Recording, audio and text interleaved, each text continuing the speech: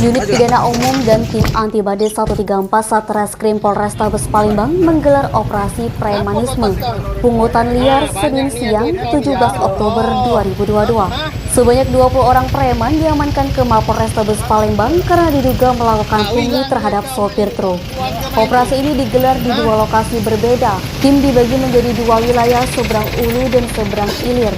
Kapolrestabes Palembang Kombes Pol Muhammad Najib melalui Kasat Reskrim Kopel Triwayudi mengatakan, operasi ini digelar untuk memberikan rasa aman dan nyaman kepada masyarakat. Puluhan preman diduga pungli dan tidak memiliki identitas akan didata dan menjalani pemeriksaan.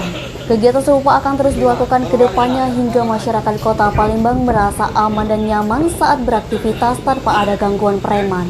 Triwayudi juga menghimbau kepada masyarakat untuk segera melaporkan setiap tindakan yang diduga melanggar hukum, seperti pungli terhadap pengemudi truk hingga parkir yang melampaui tarif pemerintah. Denny, Sumek.co melaporkan.